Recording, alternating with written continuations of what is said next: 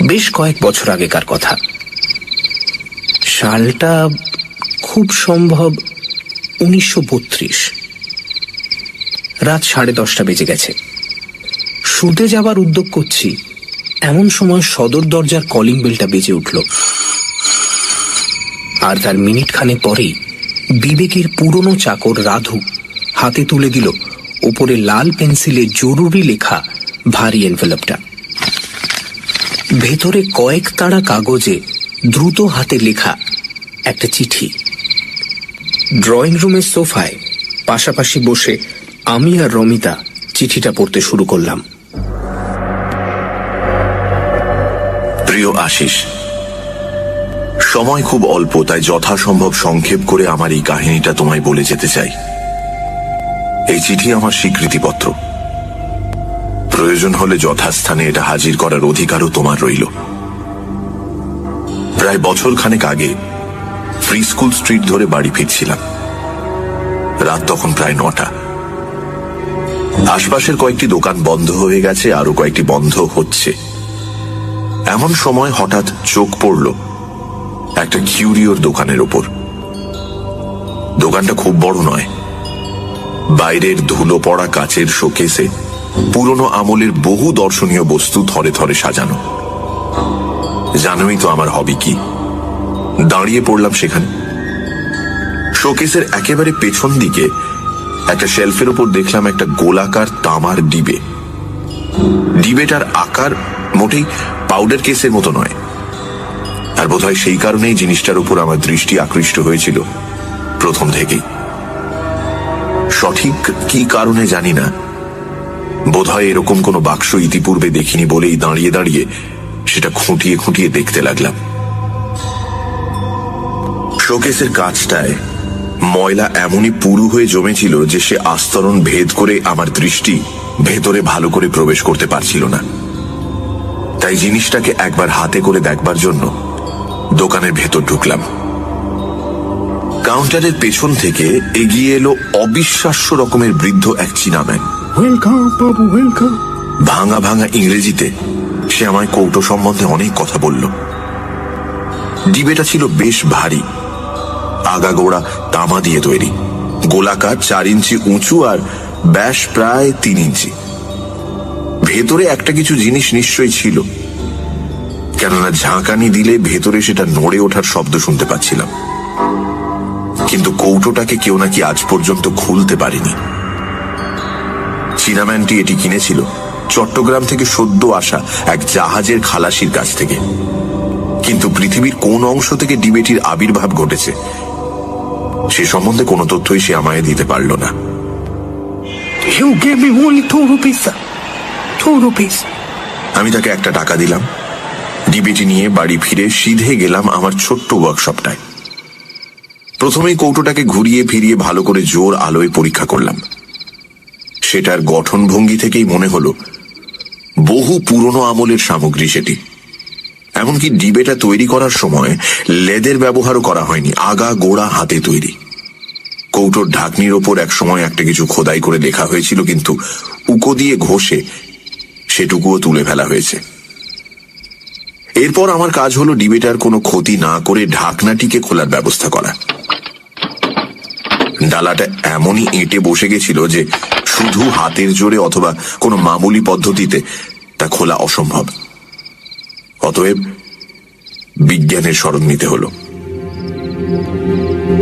প্রথমে আমি ডিবেটার ডালার নিচের দিক করে 1 ডিশ গ্লিসারিনে 1 হপ্তাহ চুবিয়ে রাখলাম। ইতিমধ্যে তামার পাত কেটে তৈরি করে ফেললাম 2টি কলার, একটা কৌটোটির জন্য, অপরটি কৌটোর ঢাকনির জন্য। 7 দিন কেটে যাবার পর আমি নাট স্ক্রু দিয়ে কলার দুটোকে বেশ শক্ত করে লাগিয়ে দিলাম।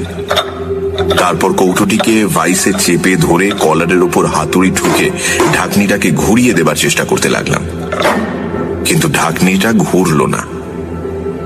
তখন উল্টো দিকে হাতুড়ি ঠোকা দিতেই তৎক্ষণাৎ ঘুরে গেল ডালাটা। বুঝলাম আজ পর্যন্ত কেন কেউ এটা পেঁচিয়ে খুলতে পারেনি। কৌটোটার প্যাঁচ সাধারণ নিয়মের সম্পূর্ণ উল্টো। ডান দিকে ঘোরালে তবে সেটা খোলে। মনে পড়ল বহু বছর আগে এইরকম উল্টো নিয়মেরই প্রচলন ছিল। যাই হোক, ধীরে ধীরে ঢাকনিটা ঘুরিয়ে দিতে লাগলাম। অতি সাবধানে হাত দুটি সামনে এগিয়ে ধরেছিলাম ডিবেটা, কেননা ভেতরে এত বছর ধরে কি জিনিস যে লুকিয়ে আছে তা তো জানি না। বোমার মতো সেটা আচমকা ফেটেও পড়তে পারে, লাফিয়ে উঠে হয়তো আমার মুখে প্রচন্ড আঘাতও হানতে পারে। ডালাটা খুলে আনার পর কিন্তু চাঞ্চল্যকর বিশেষ কিছু ঘটল না। মনে হলো ডিবেটার অর্ধেক শুধু ধুলোতেই ভর্তি, কিন্তু একেবারে তলায় ছিল বিনুনি পাকানো খানিকটা কোঁচকানো চুল। সিধে করে ধরলে লম্বায় সেটি প্রায় 9 ইঞ্চি আর প্রায় একটা পেন্সিলের মতো মোটা। বিনুনির 2-1টি পাক খুলে দেখলাম অতি সূক্ষ্ম শত শত চুলের সমষ্টি ছাড়া আর কিচ্ছু সেখানে নেই। কিন্তু চুলগুলির ওপর নোংরা এমনই জমাট বেঁধে রয়েছে যে উল্লেখযোগ্য আর কিছুই দেখতে পেলাম না। সুতরাং সেগুলোকে পরিষ্কার করাই হলো আমার পরবর্তী কাজ। প্রথমে জল মেশানো পাতলা হাইড্রোক্লোরিক অ্যাসিডে ডুবিয়ে রাখতে চুলের তেলতেলে ভাবটা চলে গেল। তারপর কাপড় কাচা সোডার জলে ডুবিয়ে রাখতে চুলে আর অ্যাসিডের অবশিষ্ট লেগে রইল না। এরপরে ডিস্টিলড ওয়াটারে বেশ করে ধুয়ে অ্যালকোহলে ডুবিয়ে তুলে নিলাম, ফলে জলকণা মুক্ত হলো চুলগুলি। সব শেষে ইথারে ডুবিয়ে দিলাম বিনুনিটা। ইথার থেকে যখন চুলের গোছাটা সবই তুলেছি, এমন সময় খবর এলো যে ফোনে আমায় কে ডাকছে। সুতরাং হাতের কাছে প্রথমেই যে পরিষ্কার জিনিসটা পেলাম সেটা এক টুকরো সাদা কার্ডবোর্ড, তার উপরেই পিন দিয়ে বিনুনিটা গেঁথে চলে গেলাম ফোন ধরতে।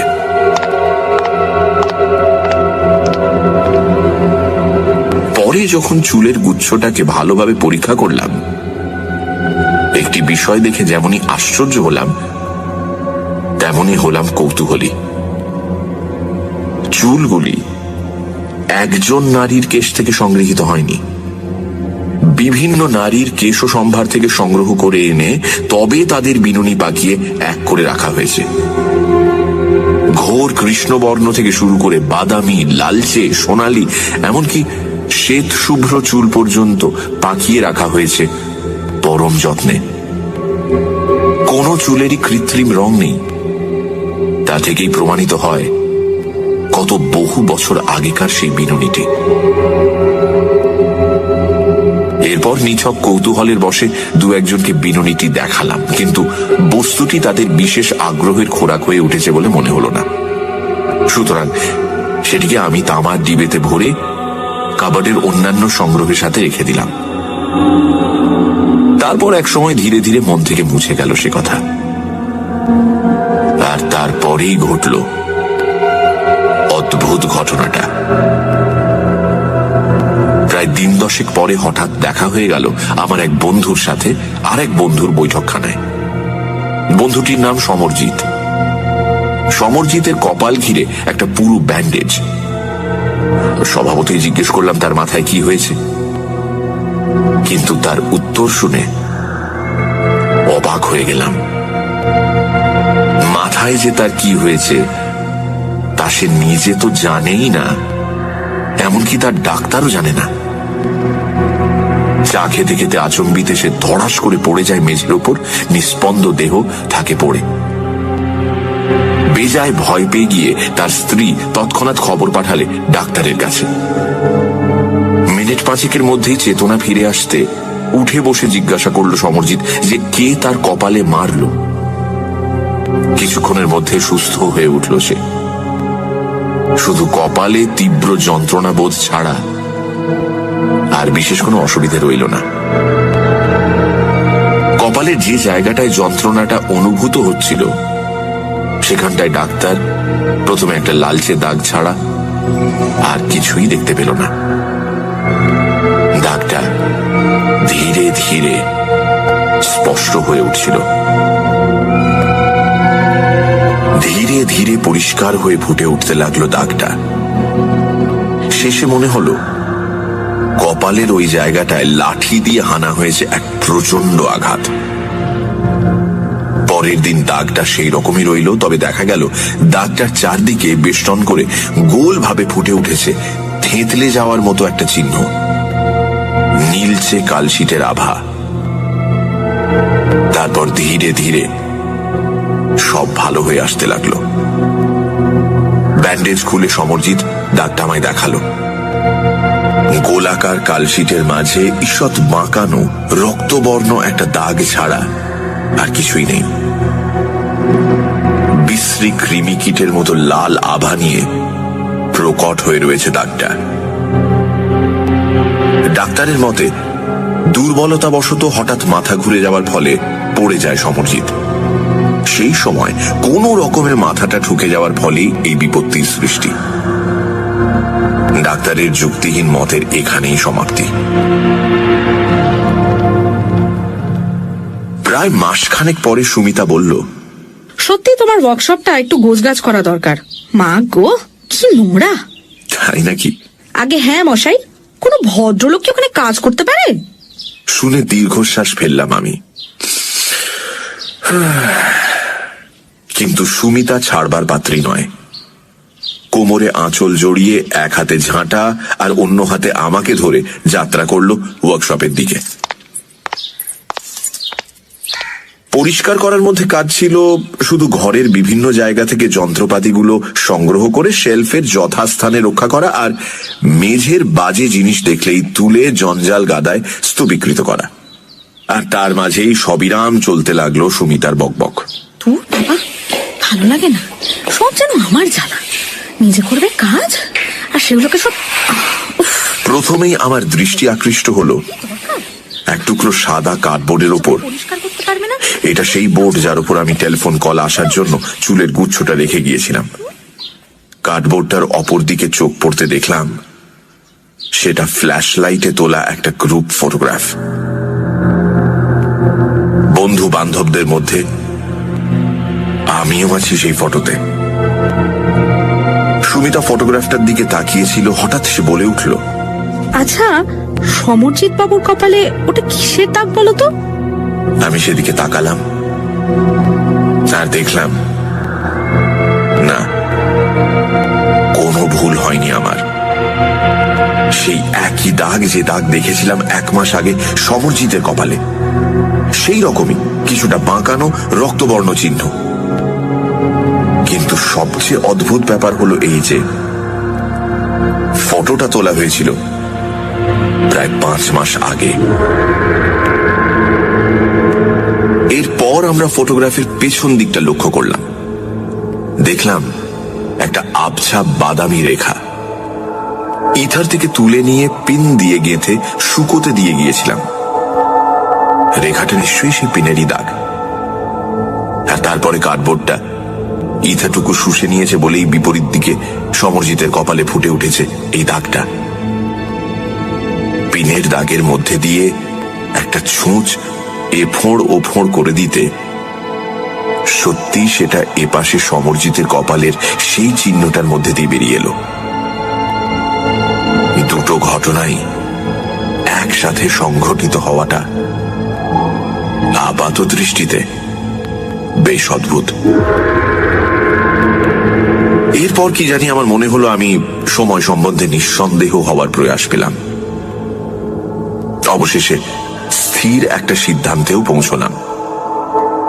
একটা বিশেষ দিনে 4টে থেকে 4:15 সময় আমি ফটোগ্রাফটা পিন দিয়ে গেঁথেছিলাম, আর ঠিক সেই দিনই প্রায় 4:15 সময় সমরজিতের ওপর হয়েছিল সেই আশ্চর্য আক্রমণটা। এই সিদ্ধান্ত সম্বন্ধে আমার মনে সন্দেহের বাষ্পটুকু অবশিষ্ট রইল না। দুটো ঘটনার মধ্যেই রয়েছে বেশ স্পষ্ট একটা এককালীন সংঘটনের সম্পর্ক। এই কথাগুলোই একদিন চিন্তা করতে করতে আচমকা মনের মধ্যে উদয় হলো একটা মতলবের। পরীক্ষাটা একবার চেষ্টা করে দেখতে হবে।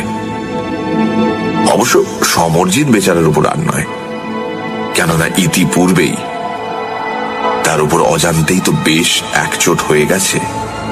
আর তাছাড়া সে আমার বন্ধু তো বটেই। শত্রুদের প্রতি আমাদের যে সদয় ভাবাপন্ন হওয়া উচিত, এই হিত বাক্য আমার অজানা নয়। আর বাস্তবিক পক্ষে সে বাক্য আমি কিছু কিছু মেনে চলতেও চেষ্টা করি। কিন্তু যেখানে এরকম একটা এক্সপেরিমেন্টের নিতান্ত প্রয়োজন হয়ে পড়েছে, যদিও সহস্রের মধ্যে একটিতে সাফল্য আসবে কিনা সন্দেহ, তবুও স্বভাবতই বন্ধু অপেক্ষা শত্রু মনোনয়নই শ্রেয়। সুতরাং এরপর থেকে আমি ব্যস্ত রইলাম মনোমতো একটা শিকার অন্বেষণে, যাতে হঠাৎ যদি আবার একটা কোইন্সিডেন্স ঘটে যায়, তবে তার ফলে আমার বিশেষ ক্ষতি হবে না। আর যে ব্যক্তি বিশেষটিকে মনোনীত করলাম, সে আমার পরবর্তী গৃহের অধিবাসিনী এক আয়া।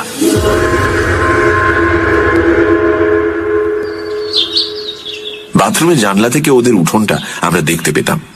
প্রায় লক্ষ্য করেছি, শিশুটা যখন তার তত্ত্বাবধানে থাকতো আর আশপাশে যদি কাউকে না দেখা যেত, তখন শিশুটির সঙ্গে নিতান্ত অকারণে ব্যবহার করত অত্যন্ত হৃদয়হীনার মতো।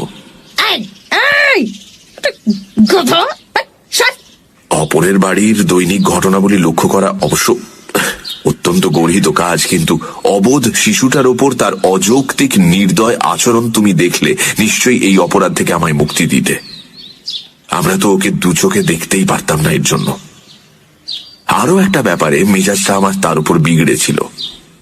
প্রথম যখন সে ও বাড়িতে এলো, বাগানের পাঁচিলটার উপর ঝুঁকে পড়ে গোলাপের গন্ধ শুকত। এতেই যদি ক্ষান্ত থাকতো তাহলে কিছুই হতো না, কিন্তু অনর্থক বোঁটা শুদ্ধ ফুলগুলো তুলতো আর ছুঁড়ে ফেলতো মাটিতে। অচিরেই সেই ঘটনার পুনরাবৃত্তি হওয়া আমি বন্ধ করলাম। পাঁচিলের ওপর থেকে সহজলভ্য কয়েকটি গোলাপ গাছের চারপাশে বড়শি দিয়ে এমন সুকৌশলে এক দুর্ভেদ্য ব্যারিকেড বানালাম যে পরের দিনই সকালে বেশ একটু হইচই শোনার পর 1 সপ্তাহ ধরে দেখেছিলাম আয়ার হাতে পুরো ব্যান্ডেজটা। মোটের উপর আমার এক্সপেরিমেন্টের পক্ষে সম্পূর্ণ উপযুক্ত ব্যক্তি হলো সে। কাজেই আমার প্রথম কাজ হলো তার একটা ফটোগ্রাফ তুলে ফেলা।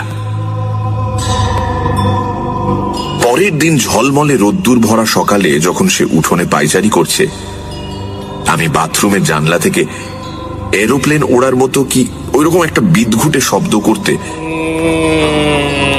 সে মুখ তুলে তাকালো, আর তৎক্ষণাৎ শাটার টিপে দিলাম। প্রথম প্রিন্টটা যখন শুকলো, সেই রাতেই প্রায় 11টার সময় আমি চুলের বিনুনিটা নিয়ে তার কপালে 2টো পিন দিয়ে আটকে রাখলাম। অবশ্য নিজের এই নির্বোধ কার্যকলাপের জন্য হাসি পাচ্ছিল খুবই, কিন্তু নিতান্তই একটা ছেলে খেলা পরীক্ষার মতো সহজভাবে সেটাকে গ্রহণ করতে পেরেছিলাম। তারপর পিন লাগানো ফটোগ্রাফটা রেখে দিলাম ওয়ার্কশপের কাবার্ডে। সানডে সাসপেন্স, শুধুমাত্র মির্চি 98.3-তে।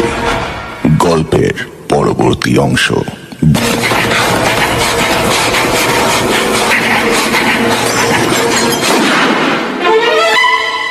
সানডে সাসপেন্স, শুধুমাত্র মির্চি 98.3-তে। সানডে সাসপেন্সে আজ অদৃশ বর্ধনের লেখা চুল। বছরখানেক আগে এক চায়নাম্যানের কাছ থেকে একটা তামার ডিবে কেনে বিবেক। ডিবের ভেতরেই সে খুঁজে পায় বিভিন্ন নারীর চুল দিয়ে পাকানো একটা বিনুনির গোছা। ধীরে ধীরে সেই চুলের শক্তি সম্পর্কে সে সচেতন হতে থাকে। যার ছবির ওপর এই চুল আটকে রাখা হবে, তার উপরে আসবে এক গভীর আঘাত। না চাইতেই এক বন্ধুর কপালে সেই আঘাত এনেছে সে। এবারে দ্বিতীয় এক্সপেরিমেন্টের পালা। তার লক্ষ্য সামনের বাড়ির এক মহিলা আয়া। তারপর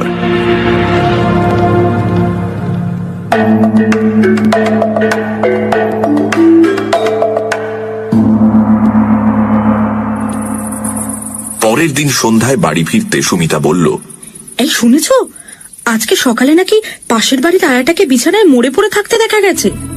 কি জানি বাবা, এই তো দুদিন আগেই দেখলাম, কথা হলো, বলো বৌদি কেমন আছো, আমি বুঝতেই পারছি না। আরো অনেক কিছুই গড়গড় করে বলে গেল সুমিতা। তো লোক, বাপরে বাপ। লোকজন এ ব্যাপারে বেশ চঞ্চল হয়ে উঠেছে, পুলিশ এসে জোর তদন্ত শুরু করেছে, ইত্যাদি ইত্যাদি।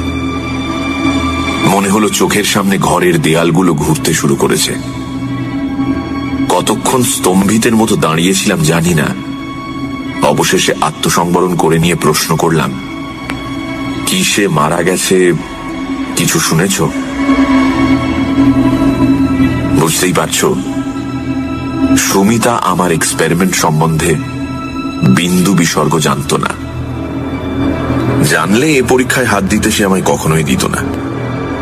জানোই তো, কুসংস্কারের হাওয়া সব সময় তাকে কেমন ঘিরে থাকে। আমার সঙ্গে এতকাল বসবাসের পরও মনের অন্ধকার তার এখনো পুরোপুরি ঘোচেনি।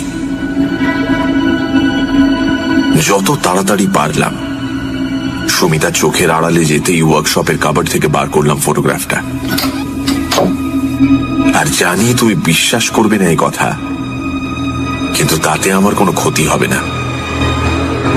বিনুনি থেকে যখন পিন দুটো খুলে নিলাম, দেখলাম আয়ার কপালে দুটি সুস্পষ্ট রক্তবর্ণ চিহ্ন।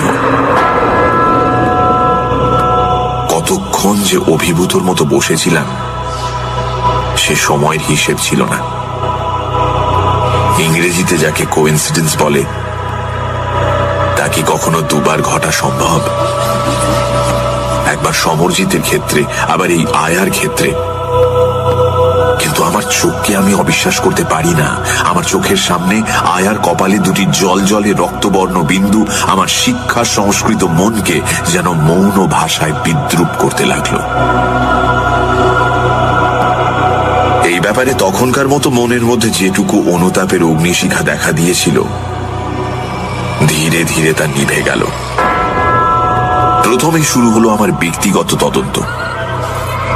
কিভাবে আয়ার মৃত্যু ঘটেছে সে অনুসন্ধান করতে আমি উঠে পড়ে লাগলাম। পুলিশি রিপোর্টে অবশ্য ছিল মৃত্যুটা হয়েছে নিছক প্রকৃতির নিয়মানুযায়ী, অর্থাৎ ব্রেনের মধ্যে কয়েকটি শিরা অতিরিক্ত রক্তের চাপে ফেটে যাওয়ার ফলেই মৃত্যু এসেছে। কিন্তু শুধু একটি জায়গায় সব ডাক্তারদের বুদ্ধি ঘুরিয়ে গেল, যে প্রকৃতির সেই নিয়মটি কি কারণে হঠাৎ কার্যকরী হয়ে ওঠে এমন মৃত্যু ডেকে আনলো। সমরজিতের কপালে যেমন চিহ্ন দেখেছিলাম, এরও কপালে ছিল হুবহু সেই চিহ্ন, তবে এবার সংখ্যায় দুটি। দু একজন ডাক্তার অবশ্য বলেছিল যে এক্স রে করে করটির ভেতরটা দেখা যাক। এক্স রে ফটো উঠেছিল, কিন্তু আভ্যন্তরিক কোনো স্নায়ু বিকৃতি দেখা যায়নি। সুতরাং ব্যাপারটা শেষ হয়ে গেল এইখানে। কিন্তু আমার মাথা তখন চঞ্চল, হাজারটা চিন্তা ঘুরে বেড়াচ্ছে। শরীর খারাপ থাকার জন্য মাথা ঘুরে পড়ে যাওয়াটাও তো আয়ার পক্ষে সম্ভব। আরো তো কত কারণ থাকতে পারে।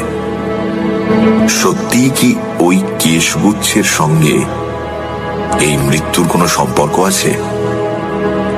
বাস্তবে ওইখানেই বিষয়টার ওপর আমি জবনিকা টেনে দিতে পারলাম না।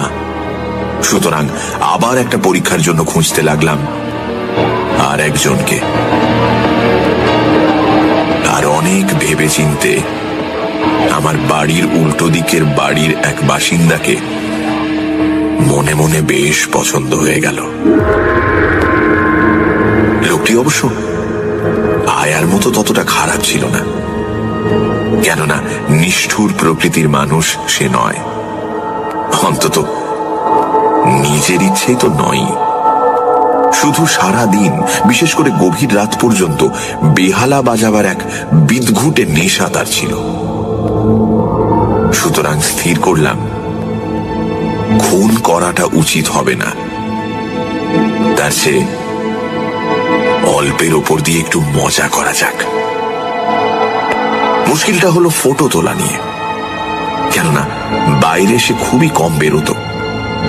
যার সঙ্গে আমার দৈনিক একাধিকবার চোখাচোখি হচ্ছে, তার অগোচরে তারই মুখের পরিষ্কার ফটো তোলা যে কি কঠিন ব্যাপার তা তুমি উপলব্ধি করছো নিশ্চয়ই। যাই হোক, প্রায় দিন 15 পরে এই দিকটা আমি কোনো মতে কায়দা করে সামলে নিলাম। ফটোটা যদিও খুবই ছোট্ট হয়েছিল, কিন্তু পরে আমি সেটা বেশ বড় করে এনলার্জ করে নিলাম। সন্ধ্যের পর থেকে উপরের একটা ঘরে বেশ অঙ্গভঙ্গি করে ছড়ি টানত ভদ্রলোক। এক নাগাড়ে টেনেই যেত, আর বিচিত্র সব রাগরাগিনীর স্বরলহরীতে ভরিয়ে তুলত আকাশ বাতাস। সুতরাং রাতের খাওয়া সাঙ্গ হলে আমি গেলাম আমার ওয়ার্কশপে জানলায়, অপেক্ষা করতে লাগলাম সেখানে। খেয়ে দিয়ে এসে লোকটি যখন আবার ছড়ি তুলল, আমিও তুলে নিলাম আমার চুলের গোছাটি। সে যখন ছড়ি ছোঁয়ালো বেহালার তারে, আমি বিনুনি দিয়ে স্পর্শ করলাম ফটোটি আলতো ভাবে। প্রথম যখন বিনুনিটা ছুঁয়ে গেল ফটোটা, ভদ্রলোকের বেহালা থেকে উত্থিত হলো এক বেসুরো শব্দ। এতে আমার মনটা তৃপ্ত হলো না। আবার ধীরে ধীরে বিনুনি ছোঁয়ালাম ফটোটিতে। এবার আর কোনো সন্দেহই রইল না। অত্যন্ত ক্ষিপ্রভাবে কাঁধ থেকে সে নামিয়ে নিল বাদ্যযন্ত্রটি এবং প্রায় মিনিট 5 ধরে ডাঙায় ওঠা মাছের মতো খাবি খেতে লাগলো। তার ছটফটানি দেখে মনে হলো নিঃশ্বাস যেন তার রুদ্ধ হয়ে আসছে। উদ্গ্রীব হয়ে দেখতে দেখতে আমি এমন অবাক হয়ে গেলাম, মনে হলো যেন আমার নিজেরও নিঃশ্বাস ক্রিয়া বন্ধ হয়ে আসছে।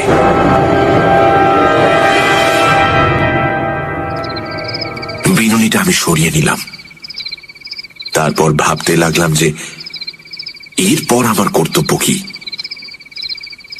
বিপজ্জনক ওই চুলের গোছাটি কি পুড়িয়ে ফেলবো নাকি রেখে দেব? অনেক ভেবে দেখলাম সাধারণ দর্শন কিন্তু অসাধারণ শক্তি সম্পন্ন ওই চুলগুলোকে আরো বিভিন্ন উপায়ে আমি তো ব্যবহার করতে পারি। সঙ্গে সঙ্গে আমার কার্যপন্থাও স্থির হয়ে গেল। আমার পরবর্তী এক্সপেরিমেন্টগুলোর বিশদ বিবরণ তোমায় বলতে গেলে একটা বই লিখে ফেলা দরকার। এসব পরীক্ষা চলেছিল বেশ কয়েকটি মাস ধরে। শেষকালে গোটা বিষয়টাকে আমি এমন একটা নিখুঁত বিজ্ঞান পরিধির মধ্যে কেন্দ্রীভূত করে ফেললাম যে কোনো জীবন্ত প্রাণীকে মশা মারার মতো ক্ষুদ্র যন্ত্রণা দেওয়া থেকে শুরু করে হত্যা করা পর্যন্ত আমার কাছে নিতান্ত ছেলে খেলার ব্যাপার হয়ে দাঁড়ালো। মনে রেখো, এ সাফল্য এসেছিল একটি পুরুষ, একটি নারী, অসংখ্য কুকুর, বিড়াল, খরগোশ আর চেতনা সম্পন্ন প্রাণীর বিনিময়ে। এরকম একটা আবিষ্কার করে যে আনন্দ আমি পেয়েছিলাম, এক্সপেরিমেন্টের পর এক্সপেরিমেন্ট করে যে মজা অনুভব করেছিলাম, তা প্রকাশ করা ভাষার সাধ্য নয়। মনটা কেমন জানি এক নিষ্ঠুর আনন্দে উঠত ভরে, আর বারবার সেই আনন্দেরই আস্বাদ পাওয়ার নেশায় মনটা ব্যাকুল হয়ে উঠত। তারপর একদিন আমার দৃঢ় বিশ্বাস জন্মালো যে এই অপরিমেয় শক্তির প্রসাদে ত্রিভুবন জয় করাও আমার আর অসাধ্য নয়। কেশগুচ্ছটার ব্যবহার মাত্রা সম্বন্ধে আমার জ্ঞান, অভিজ্ঞতা এবং দক্ষতা এমনই গভীর আর নির্ভুল হয়ে উঠল যে ভাবলাম এরপর যদি এই শক্তিকে বাস্তব ক্ষেত্রে প্রয়োগ না করি তাহলে সেটা হবে নিতান্তই পরিতাপের বিষয়। অর্থাৎ অন্যভাবে বলতে গেলে অধিক জীবন নষ্ট না করে অল্প সময় এবং অল্প প্রয়াসে সৌভাগ্য সূর্যকে মধ্য গগনে আনতে হলে এবার শক্তির বাস্তব প্রয়োগ নিতান্তই প্রয়োজন। ভেবে দেখলাম অপ্রিয় ভাজন আর অবাঞ্ছিত ব্যক্তিদের উপর ক্রমাগত শক্তির প্রয়োগ করতে গেলে সময় লাগবে অনেক, অর্থাৎ ধরা যাক যে লোকগুলোকে তুমি দুচক্ষে দেখতে পারো না তাদের নামে মোটা টাকার ইন্স্যুরেন্স করে দিলে, এরপরেই তাদের মৃত্যু হওয়াটা নিতান্ত অস্বাভাবিক হয়ে দাঁড়াবে। সুতরাং অন্ততপক্ষে 1 বছর তো তোমাকে অপেক্ষা করতেই হবে। আর তাছাড়া কয়েকবার এইরকম মৃত্যু হওয়ার পর প্রত্যেকেরই মনে একটা খটকা লাগবে। তখনই কোম্পানির পেমেন্ট দেওয়া নিয়ে শুরু হবে হাঙ্গামা। ভাবতে ভাবতে আচমকা মস্তিষ্কের স্নায়ুগুলোর মধ্যে দিয়ে বিদ্যুৎ চমকের মতোই খেলে গেল এক অভিনব পরিকল্পনা। তোমার বোধহয় মনে থাকতে পারে যে কয়েক মাস আগে থেকে আমি রেসকোর্সের মাঠে যাতায়াত শুরু করেছিলাম, আর প্রতিটি বাজিতে মোটা টাকা ফেলেছি, তুলে এনেছি তার বহু গুণ অর্থ। তোমরা বলেছিলে হঠাৎ আমার উপর মা লক্ষ্মী সদয় হয়ে উঠেছেন, কেননা একটি বাজিতেও না হেরে স্বল্পকালের মধ্যে কয়েক লাখ টাকার মালিক হওয়ার এরকম নজির তোমাদের চোখে আর পড়েনি। কিন্তু আমার এই সৌভাগ্যের মূলে কি ছিল জানো?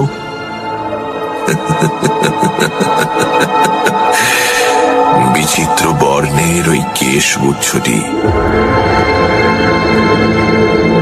কাজটা খুবই সহজ। আমাকে সংগ্রহ করতে হয়েছিল শুধু 1 টুকরো কার্ডবোর্ড, আর তার উপরে আঠা দিয়ে লাগিয়ে রেখেছিলাম একটি ছাড়া সবকটি দৌড়বাজ ঘোড়ার ফটোগ্রাফ। যেটির ফটো ছিল না সেটির ওপরই বাজি ধরতাম আমার সর্বস্ব। তারপর দৌড় শুরু হওয়ার একটু আগে এসে বসতাম সুবিধে মতো নিরালা দেখে একটা জায়গায়, আর এমন জায়গা বেছে নিতাম যেখান থেকে সমস্ত রেসকোর্সটা পড়ে থাকতো আমার চোখের সামনে। ভাবছো বুঝি রেসের ঘোড়াগুলোকে আমি জখম করে দিতাম? ভুল ধারণা। মারাত্মক রকমের আমি কিছুই করতাম না। শুধু ঘোড়াগুলো যখন দৌড়তে শুরু করত, আমি বিনুনিটি খুব আলতোভাবে ফটোগুলোর ওপর দিয়ে বুলিয়ে নিয়ে যেতাম। ফলে ক্লান্তিবোধ ছাড়া ঘোড়াগুলোর আর কোনো ক্ষতি হতো না। যদি দেখতাম তা সত্ত্বেও কোনো তেজি ঘোড়া আমার প্ল্যান বানচাল করার চেষ্টা করছে, তখন আবার একটু মোলায়েম স্পর্শ, ব্যাস। দৌড়ের মাঝে সবকটি ঘোড়াই যেন ক্লান্ত হয়ে না পড়ে, আর দৌড় যেন পণ্ড না হয়ে যায়, সেজন্য আমি গোড়া থেকেই বেশ থেকে অপরিমেয় ক্ষমতা আর অর্থ প্রাচুর্যের মধ্যে এসে পড়লে পরিবর্তন আসাটা স্বাভাবিক। আমি যে শুধু বৈভব স্রোতেই গা ভাসালাম তা নয়, সেই সাথে বিস্মৃত হলাম আমার আজন্মের শিক্ষা, নৈতিক নিষ্ঠা। ভুলে গেলাম আমার চরিত্রের বলিষ্ঠতা আর আদর্শ, ভুলে গেলাম আমার বিবাহিত জীবনের কর্তব্য। আমি মদ ধরলাম। একদিনেই আসক্তি আমার আসেনি। মনটা যখন বেজায় খুশি হয়ে উঠত, তখন খুশির মাত্রায় আরো 2-1 পর্দার রং চড়াবার অভিলাষে 2-1 চুমুক রঙিন পানীয়ের আস্বাদ গ্রহণ করতাম।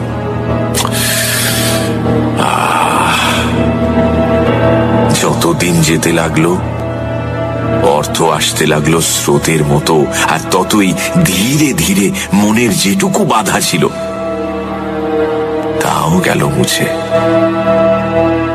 বিজয় গৌরবে উল্লসিত হয়ে মদ খাওয়াটা তখন প্রায় রোজকার কাজে দাঁড়িয়ে গেছে। এই জন্য কোনোদিন কোনো গ্লানি অনুভব করিনি। সুমিতা প্রথমটা ধরতে পারেনি। তারপর যখন পানীয়ের মাত্রা সীমা ছাড়ালো, সুমিতার আর কিছুই অজ্ঞাত রইল না। কিন্তু ভাই আশিস, তার মতো স্ত্রী পাওয়া বহু জন্মের পুণ্যের ফল ভাই। সে রাগ করেনি, কড়া কোনো কথাও শোনায়নি, অভিমানও করেনি। শুধু গভীর 2টি বড় বড় চোখে নীল সায়রের মতো অশ্রুধারা দুলিয়ে আমাকে মিনতি করেছে, দুটি পা চোখের জলে ধুইয়ে দিয়েছে, কিন্তু তবুও আমার চৈতন্য হয়নি। হেসে তার মিনতিকে উড়িয়ে দিয়েছি, বলেছি খাচ্ছি তো খাবারই জিনিস, অখাদ্য তো নয়। কেন এত ভাবছো বলো তো? আর যে কত কি বলেছি তা মনে নেই, কিন্তু জানোই তো, যার ওপর সুর আর ক্রিয়া একবার শুরু হয়, ধীরে ধীরে লুপ্ত হয়ে আসে তার স্বাভাবিক বুদ্ধিবৃত্তি আর চৈতন্যবোধ। এইরকমই এক রঙিন নেশা ভরা মুহূর্তে সুমিতা চোখের জলে দুটি গাল ভাসিয়ে আমাকে কাকুতি মিনতি করে বলেছিল এই জিনিস ত্যাগ করতে। ওই রকম একটা সুন্দর আমেজ ভরা মিষ্টি মুহূর্তে কানের কাছে একঘেয়ে কান্না শুনতে শুনতে হঠাৎ কেমন জানি মেজাজটা বিগড়ে গেল। বললাম, আমার স্ত্রী তুমি, তুমি আমার সহধর্মিনী, যে ধর্ম আমার সে ধর্ম তোমারও, অতএব। এরপর যা হলো তা লিখে আর লেখনী কলঙ্কিত করতে চাই না। সুমিতার মুখে শেষ পর্যন্ত এক ফোঁটা হুইস্কিও ঢালতে পারিনি,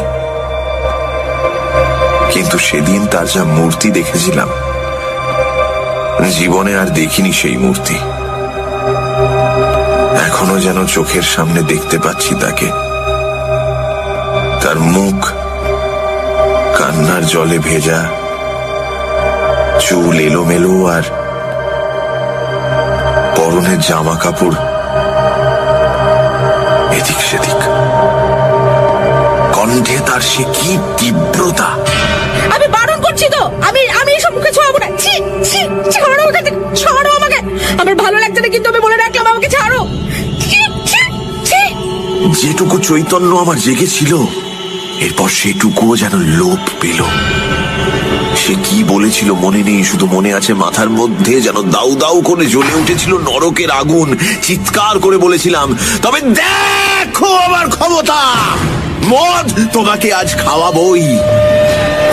চোখের পলকে আলমারি থেকে টেনে বার করলাম পারিবারিক অ্যালবাম, আর পকেট থেকে চুলের গোছাটা বার করে চেপে ধরলাম ফটোটির ওপর।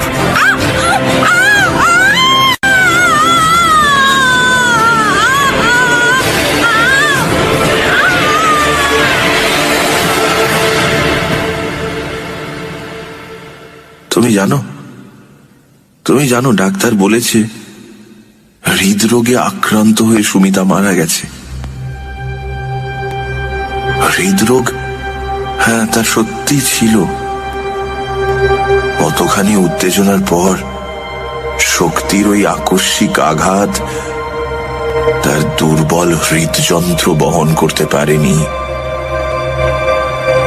চিরদিনের মতো বন্ধ হয়ে গেছে। তারপরে দিনের পর দিন কেটে গেছে, সপ্তাহের পর সপ্তাহ। রাতের ঘুম আমায় ত্যাগ করেছে, অনুভব করতে পারি না খিদে, তেষ্টার জ্বালা। চোখ বুঝলেই চোখের সামনে দেখি উস্কো খুস্কো কেশে, আলু থালু বেশে, বিস্ফারিত চোখে সুমিতার সেই মূর্তি, যে মূর্তি জীবনে একবারই দেখেছিলাম। আর চোখ খুললেই মাথার মধ্যে অনুভব করি এক যন্ত্রণা। রাত দিন একটি চিন্তা অক্টোপাসের মতো মারণ বাহু দিয়ে আঁকড়ে রয়েছে আমার মস্তিষ্কের স্নায়ুগুলোকে। নির্মল, নিষ্ঠুর, নির্দয় ভাবে শোষণ করছে, পিষণ করছে আমার মস্তিষ্ককে। আমার স্ত্রীর হত্যাকারী আমি স্বয়ং, শ্রী বিবেক রায়। এছাড়া আর কোনো চিন্তা আমার নেই। আমি বুঝতে পারছি আমি পাগল হয়ে যাচ্ছি। রাত দিন বিড়বিড় করে কি সব বকি, ভালোবাসি একা থাকতে, এমনকি রাধুও সামনে এসে পড়লে উঠি আঁতকে। এই বুঝি সে ধরে ফেললো আমার অপরাধ। এই বুঝি সে ধরে ফেলল আমার অপরাধ। আমি বেশ বুঝতে পারছি আমার চিন্তাধারা বিকৃত হয়ে যাচ্ছে, আমি উন্মাদ হয়ে যাচ্ছি। কিন্তু তার আগেই লিখে রেখে গেলাম আমার স্বীকৃতি। বিশ্বাস করো আর নাই করো, যে মহাপাপ আমি করেছি তার শাস্তি দেবার আয়োজন করেছেন বিধাতা স্বয়ং সারাটা জীবন ধরে। কিন্তু আমি পারবো না, আমি পারবো না। এ শাস্তি সারা জীবন ধরে বহন করছে, আমি পারবো না। আশিস,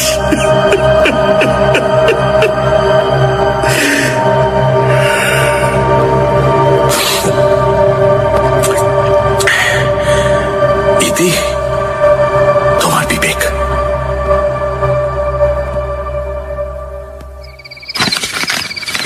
স্ত্রী শোকে সত্যি বেচারা একেবারে উন্মাদ হয়ে গেছে।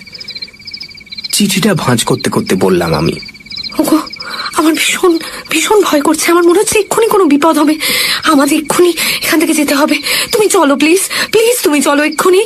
বলতে বলতে রমিতার দুই চোখ জলে ভরে ওঠে।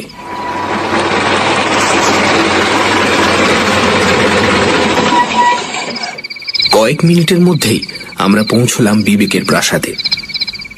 3 তলায় ওর ঘর।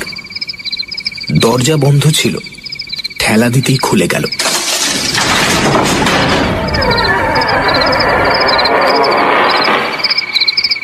প্রথমে ঘরে কাউকে চোখে পড়ল না।